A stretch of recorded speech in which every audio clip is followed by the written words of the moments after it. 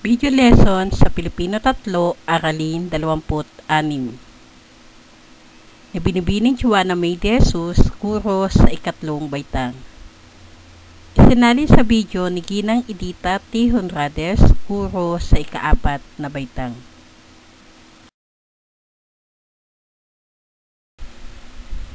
Ikatlong araw.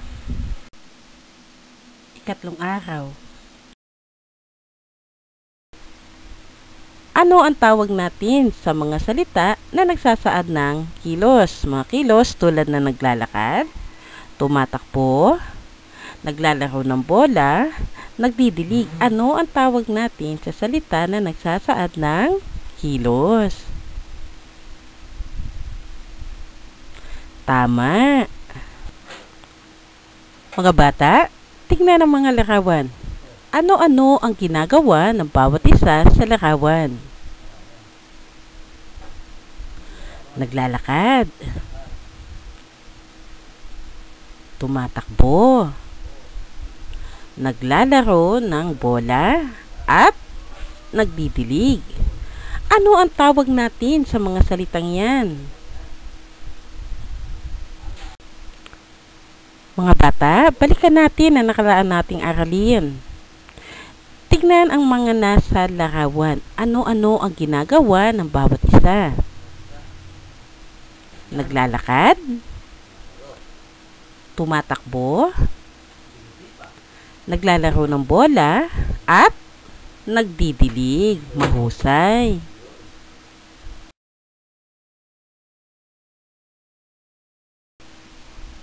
Mga bata, gusto niyo ba maglaro? Okay, maglalaro tayo. Kapain ang ilalim ng upuan. May mga nakakapa ba kayo?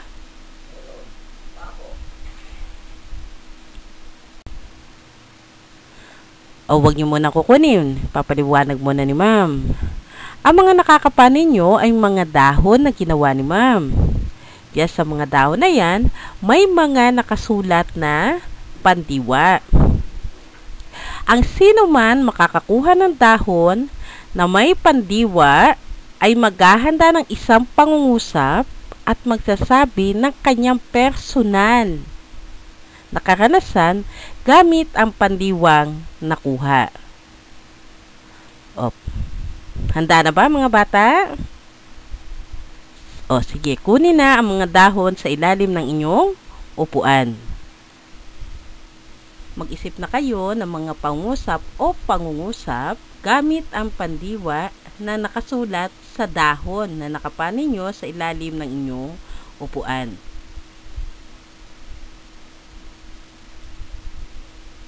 Meron na ba nakagabuo ng isang pangungusap?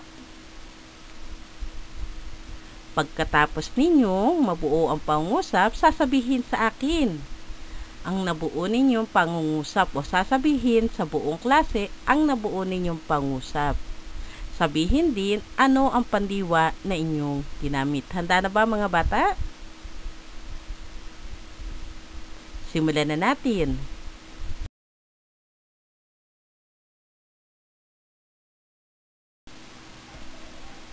Mayaman ba ang ating bansa o mayaman ba ang Pilipinas? Tama, mayaman ang Pilipinas. Ano-ano ang yaman ng Pilipinas?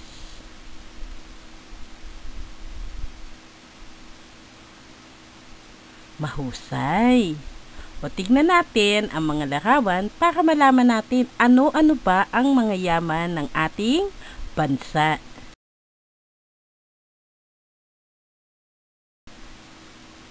Likas na yaman ng Pilipinas.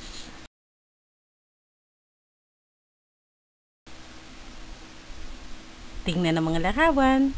Ano-ano ang mga likas na yaman ng ating bansa?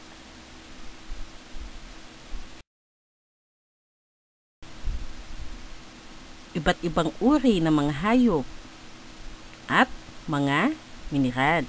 Ilan lamang yan sa mga likas na yaman ng ating bansa. Mga anyon lupa tulad ng hagdang-hagdang palayan, kapatagan, malawak na taniman ng mga gulay, Yan ay halimbawa rin ng mga likas na yaman ng ating bansa. Mga anyong tubig tulad ng talon, lawa,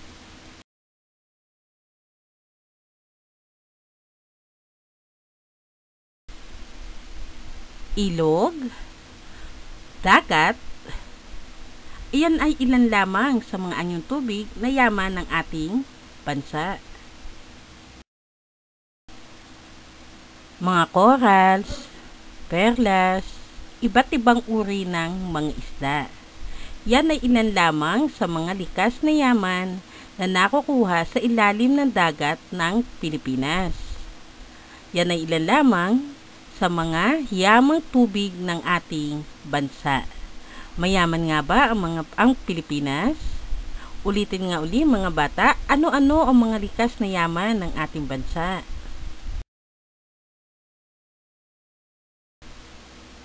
Ang Pilipinas ay mayaman sa mga likas na yaman. Ngayon mga bata, paano ninyo mapapahalagahan ang mga likas na yaman ng ating bansa? Magbigay nga ng mga paraan kung paano mo pahahalagahan ang likas na yaman ng bansa. Mahusay.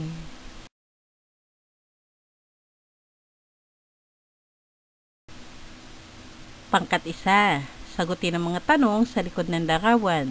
Bumuo o sumulat ng pangungusap na sasagot sa tanong tungkol sa larawan. Handa na ba kayo mga bata? Mahusay.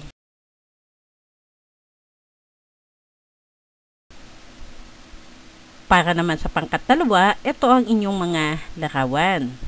Sagutin ninyo ang mga tanong sa likod ng larawan, bumuo o sumulat ang pangungusap na sasagot sa tanong tungkol sa larawan. Handa na ba kayo, pangkat 2?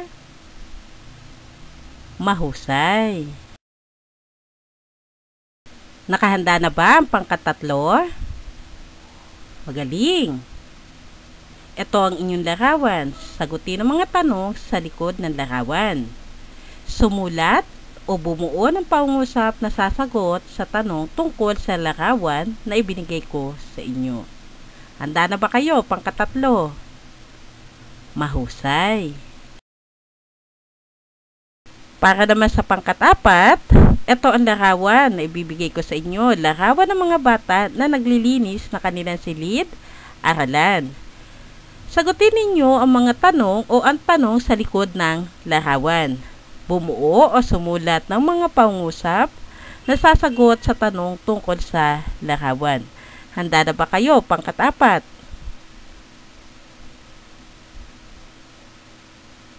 Mahusay. Ngayon, simulan na natin ang ating pangkatang gawain.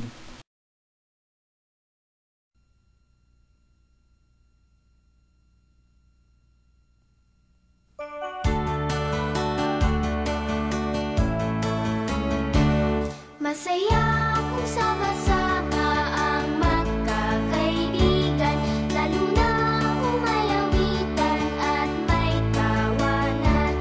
Kay inam ng buhay kung nagmamahalan. Masaya kung sama-sama at may bigayan. Masaya kung sama-sama ang magkakaibigan, lalo na kung may awitan at may tawanan. Kay inam ng buhay kung nagmamahalan. Masaya kung sama-sama at may bigayan.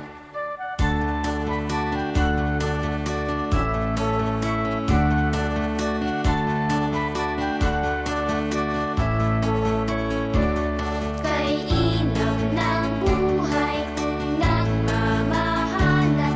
Masaya kung sama-sama at may bigayan.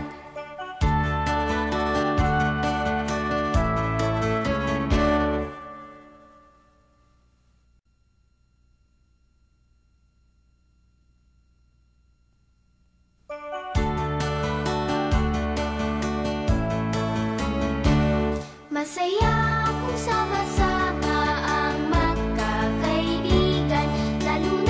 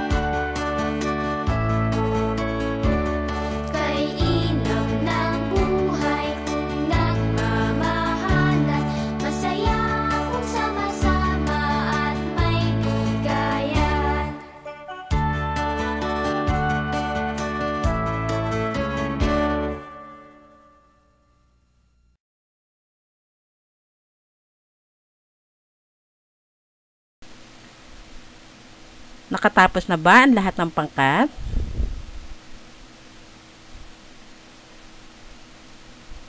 Mahusay!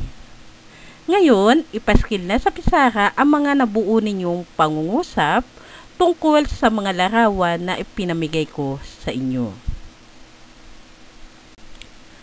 Basahin natin ang mga pangungusap na sinulat ng bawat pangkat.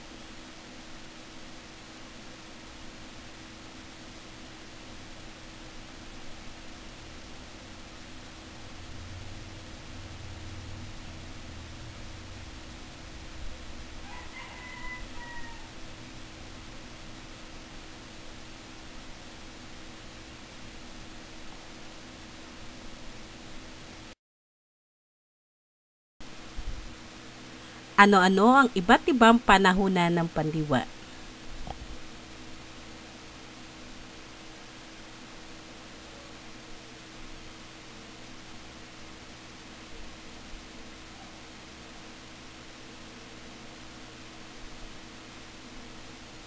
Magaling! Ulitin nga.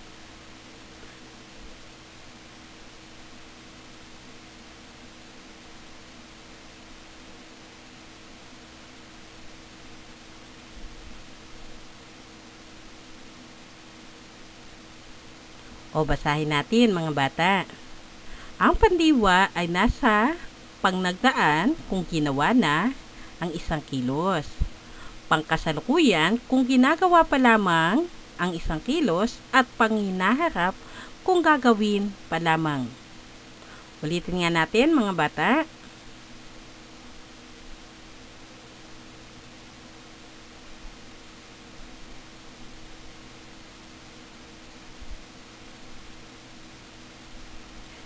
Mahusay!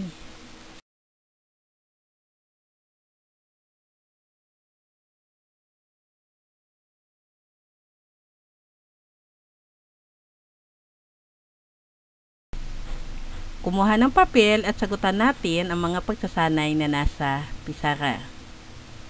Basahin natin ang panuto. Puna ng patlang ng angkop na pandiwa. Ulitin nga mga bata, ano ang ating gagawin?